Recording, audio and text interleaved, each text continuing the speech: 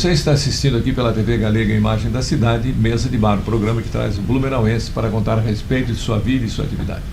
O programa de hoje tem a participação da Terezinha Cardoso, que cresceu ali na Coreia, né? Rua São João. Não tem mais nome, acho que ninguém conhece mais como Coreia, né? Acho que não vejo mais ninguém falar Coreia. Né? Porque lá dava muita briga na época, né? Por isso a apelidade de Coreia. A Guerra da Coreia. A Guerra da Coreia. Agora, você foi esportista também? Não. Não? Eu fiz alguns esportes, mas não. Minha mãe não deixava, que mulher não podia fazer. E eu pratiquei salto de altura, eu joguei basquete, mas quando a minha mãe descobriu, ela tirou. Nem nos jogos, porque não tinha ainda, no teu tempo não tinha, acho que eu... Tinha jogos só, não sei que jogos era esse, que era ali no 20, acho que era no 23º Batalhão que tinha na época, era sempre ali. Hoje que o negócio aumentou, né, por causa da população, mas eram ali os jogos. Tinha um campo lá de futebol, ali eles faziam as coisas tudo. Sim. Agora, mas o teu filho, um morreu com 8, você teve 2? Eu tenho 3 filhos. 3 filhos? Tudo homem, não? Não. O primeiro que faleceu é o Yuri, né? Faleceu com 8 anos.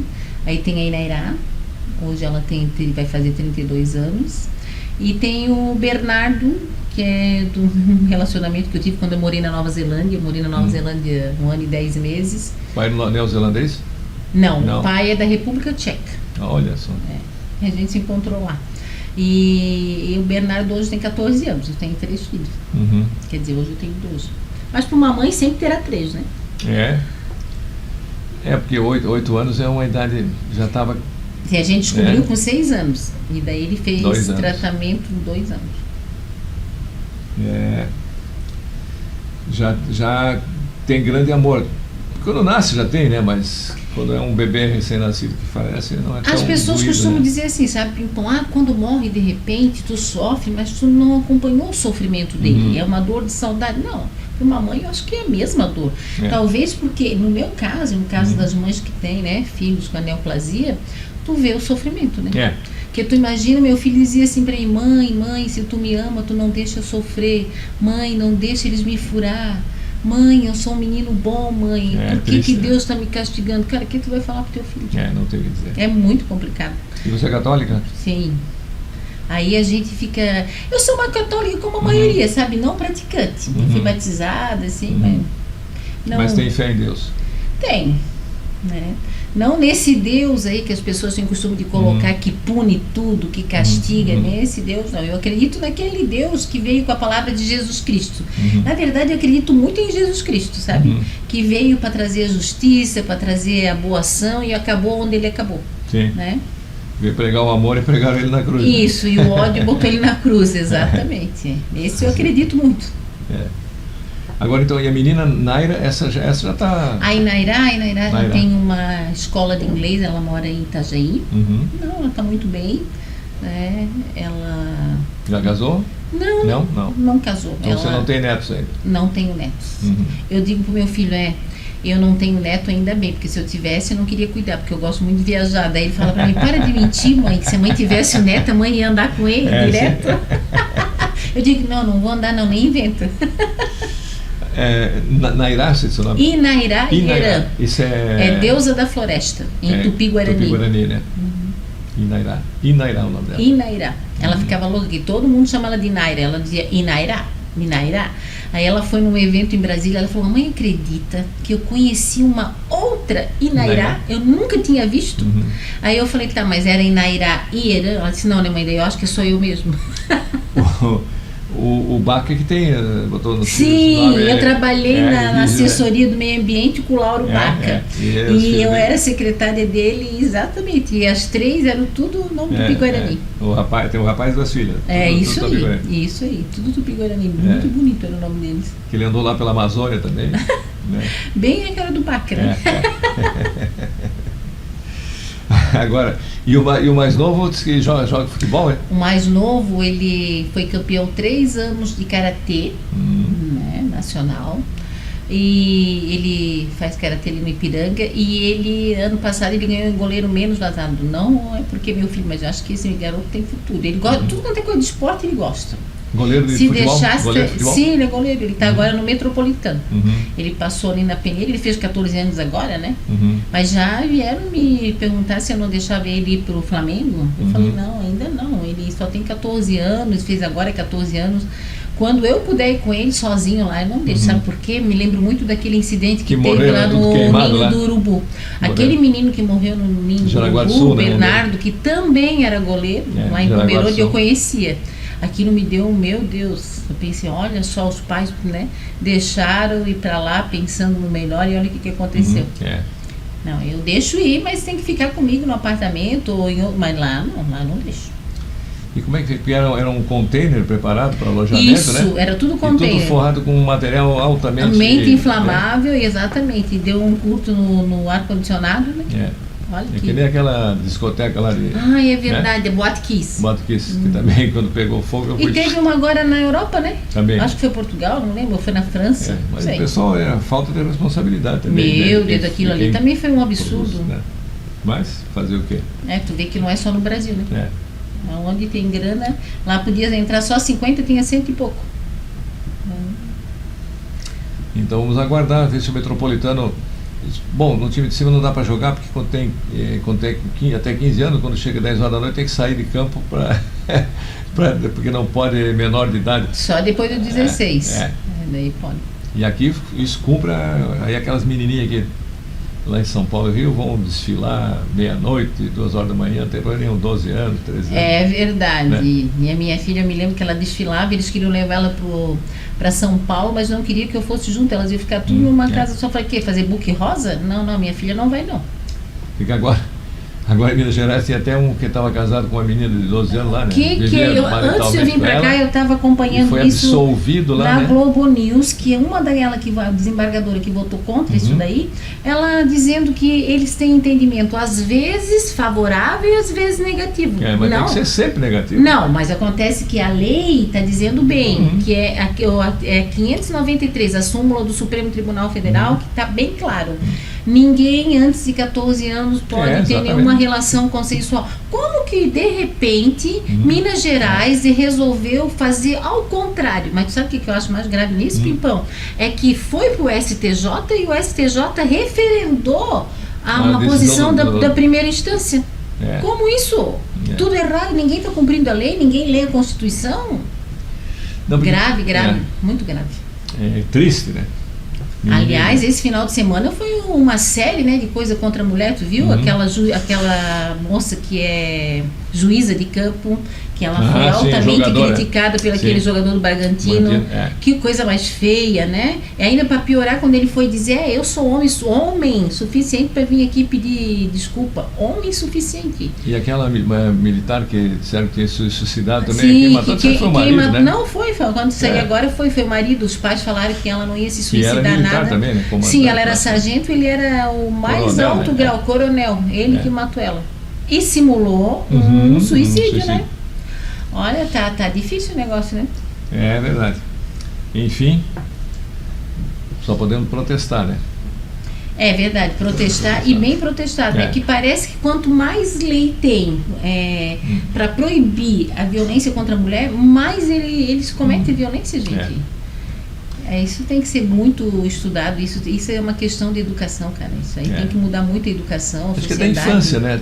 Da infância, porque eu quando era gurizinho, na escola, tudo. Eu aprendia da minha mãe lá sempre que não podia bater em menina, que mulher não se bate nem com a flor. Isso eu aprendia sempre, desde pequenininho. Sim, na minha casa também. Meu pai dizia isso pra gente assim, ó, porque como nós tínhamos mercearia, coisa e tal, a gente via muitos maridos bater na mulher, né, ao redor de casa. Meu pai jamais, meu pai não. Aí eu lembro que meu pai dizia assim, olha só, eu só tenho eu e uma irmã, né? Tenho 2 irmãos homens, mas de mulher só eu e ela. Aí meu pai dizia, olha, se vocês, eu criei vocês sem dar um tapa em vocês. Se vocês casar e permitir que o marido bata em você, você não pode permitir que ninguém bata em você. Eu sempre me lembrei disso, nunca, mas em mim não. Meu pai sempre dizia, não, levantou a mão, já acabou o casamento aí. E o Tcheco, não deu certo? Não deu certo. Ele voltou para a Tchecoslováquia? Não, agora ele está por aí. Tcheco. Não, não, é verdade, é República Tcheca. Eles dividiram, né? Ele está por aí, porque ele não tinha filhos, né? Então, ele é muito ligado ao filho dele. Ah, tá. Tá aí no Brasil. Tá aí no Brasil. Ele está esperando o filho fazer 18 anos para levar para conhecer os pais dele. Muita gente diz, por que tu não deixa ir antes? Não, porque lá é o pátrio poder na República Tcheca. E se ele chegar lá, o pai não volta mais. E eu não vou ser daquelas mulheres, né? Um monte que a gente conhece, um monte de casa que se apaixonou. Não, eu sou racional. Não, se meu filho for para lá, não volto. Se eu puder ir com ele, ficar lá, tudo bem, mas não ao contrário. Agora vamos começar a falar do livro, né? Porque você faz tempo que você está lidando com esse livro, né? 1 ano faz agora que eu estou escrevendo o livro. Ele começou em dezembro do ano passado, retrasado no caso, 1 ano e uns meses, né? Que em dezembro agora fez 1 ano. Foi assim, ó. Um dia conversando com o Roberto Demer, eu estava na casa dele na praia, ele disse, a gente tem uma reunião lá em Itajaí com o Vilcinho, lembra? Que eles tinham foto aqui no centro da cidade, coisa e tal. O Vilso fotógrafo, que ele quer fazer umas memórias do tempo da Simpev. Tu quer ir comigo? Mas nem pensava em nada, eu disse, tá bom. Aí cheguei lá, tava Cascais, tava o seu Haroldo Nights, tava o Malto, tava um monte de gente que eu conhecia lá. Na época eu era repórter, coisa e tal, e eu pensei, olha, essa gente toda aqui, e era aniversário do Vilso. E o Vilso tinha um pedido, ele queria que escrevesse a história porque ele foi o fotógrafo, né, isso é dele, né, créditos dele, que tirou as fotos de todo o movimento da Simpev pelo Brasil afora. Ele tem fotos lindíssimas sobre o movimento. Sim. O pai dele era fotógrafo também? Sim, o pai sim. Ele tinha o pai dele está muito bem ainda. Aí o Vilso, ele está com início de Alzheimer, né? E aí, desculpa, é Parkinson, não é Alzheimer, com Parkinson, e aí o pessoal se juntou tudo lá, coisa e tal, e a ideia foi então escrever sobre a história. Mas quem vai escrever, né? Aí que eu entendi, porque eu tinha sido levada lá. A mulher geralmente leva para ser secretária. Não, eles queriam que... Vamos lá fazer a diretoria e tal, tem a mulher, então tem a mulher aqui. Vai ser no meu caso, não. Sempre que eles fazem alguma coisa, eu sou presidente da Associação da Fortaleza, da Monforte. Sempre eles querem que eu seja presidente, ou que eu escreva, não sei o quê, não. Comigo, não. E eu acho interessante isso. Até também não gosto muito de ser secretária, não. Daí eu falei, olha, eu me comprometo a escrever histórias. Eu lembro bastante da época do Pedro Cascais, do movimento, me lembro da musiquinha da TV, lembra? Cascas, e ele aparecia, né? Era muito bacana, era aquilo. Aí eu falei, não, eu me boto à disposição para escrever. E aí, eu comecei a escrever, comecei a ganhar gosto pela coisa, só que, né, eu trabalho, né, então nas minhas horas de folga eu fazia o livro. E agora, no início do ano, eu terminei, agora eu vou para a edição do livro, né? Deu 200 e tantas páginas, 39 pessoas entrevistadas, entre elas o Vedequim, o ex-governador Paulo Afonso, o Amin, criou o estatuto, o primeiro estatuto, né? Sim, isso é muito... isso que eu preciso muito falar sobre isso, porque, olha, esse livro é muito importante porque a AMP fez um livro, ok. Mas, assim, antes da AMP, até chegar na AMP, a história ficou apagada dentro do livro da AMP. Parece que não tinha nada antes. Não. E quem começou em 1984, logo após aquela grande enchente de 83, que veio logo em 84, foi o Pedro Cascais. Quando o Amin veio aí no Carlos Gomes, pedir para que as pessoas não parassem de pagar os impostos, coisa e tal, e o Cascais então se levantou e disse, pensei que o senhor viesse aqui dar uma linha de crédito pra gente, que tá todo mundo ferrado, e não ao contrário. Tu sabe, né, que o pessoal daqui, eu entrevistei o Barbieri aqui, né, da advocacia Barbieri, ele falou uma coisa que eu jamais vou esquecer, ele disse assim pra mim, tu sabe, nós éramos tudo um bronco, e o Pedro era um jovem de 27 anos que estava na frente de todos. Então, quando ele se levantou e teve a coragem de falar isso com o governador, ele virou o nosso líder na hora. Ele virou um líder nacional. E isso que eu ia dizer. E aí, ele junto com o Rangel, né, com o Silvio Rangel, eles foram por todo o Brasil criando associações de micro e pequeno empreendedor. E a palavra microempreendedor, o termo surgiu com eles. Foi, é verdade. Eles que, né, trouxeram. E nessa onda toda aí que eles vieram, através disso a gente teve o Simples Nacional, a gente tem o ProMEI, a gente tem o MEI, que é importantíssimo, né? Mas assim, ó, a maior vitória, porque daí no livro a gente vai contextualizando, porque a gente vivia num período de ditadura ainda. A gente tinha acabado de sair da ditadura Tanto em 84. Que ele foi preso, né? Sim, o Pedrinho foi preso na frente do porto de Itajaí, porque veio uma carga que quem é mais velho vai lembrar, que era aquela de pegar o boi no campo, né? Pegava... como é que eles diziam para isso? Ou pegar o boi no campo, tem um nome específico para isso. Que estava escondendo. Que quem escondia. Então eles iam lá e pegavam o boi no campo, e aqui, entre eles, tinha a Cristina Bongart, que tinha um pequeno açougue. E ela precisava, ela não tinha mais carne, não tinha mais nada. E tinha outros, mas ela fazia parte da Simpep. Daí eles foram para lá para não deixar essa carga de carne ir para São Paulo. E aí a Polícia Federal chegou lá, coisa e tal, com cães, coisa e tal. Eles, a gente tem foto disso, eles se deitaram tudo no chão cantando o hino nacional para não ser preso. Isso é muito inteligente. E aí não foi, quer dizer, a maioria não foi preso, mas o Pedro foi. Pedro foi levado, né? Era o líder. Sim, para a prisão, dormiu lá aquela noite para ver se pensava melhor, mas não resolveu nada. Continuou. E aí depois, durante a Constituinte, né, então eles conseguiram aprovar aqui com a mim o primeiro Estatuto da Micro e Pequena Empresa no Brasil, foi em Santa Catarina. Sim. E depois, em 1988, com a Constituição Cidadã, durante a Constituinte, eles conseguiram aprovar o primeiro Estatuto da Micro e Pequena Empresa Nacional, através do artigo 170 e 179, aos quais a gente usa até hoje, que dão os benefícios para os micro e pequeno empresários. Então, veja bem, como é que a gente pode contar uma história da micro e pequena empresa sem contar que nasceu em Blumenau, que nasceu num momento difícil, que se espalhou, eles que levaram para todo o Brasil, né? Eles foram para a Itália, eles foram para um monte de países, né? Lá durante a Constituinte eles faziam o corredor polonês para ficar pressionando todos os políticos para ver se eles conseguiam. Foi no último momento, com a ajuda do Leonel Brizola e do Darcy Ribeiro, que eles conseguiram então emplacar o Estatuto da Micro e Pequena Empresa. Por quê? Porque aquele Freire, lembra dele, foi candidato até a presidente? O Roberto Freire? Sim, Roberto Freire, ele representava a FEBRABAN. E ele dificultava tudo que fosse possível, né? Então, o que o pessoal... presidente comunista, ele, sim, né? E o que o pessoal da micro e pequena empresa fez? Quer dizer, o Pedro, né? Junto com o Cascais, junto com o Silvio Rangel e outros, eles se aproximaram do Caiado, lembra? Que ele era que ele era do movimento ruralista, que ele andava num cavalo com aquela bandeira.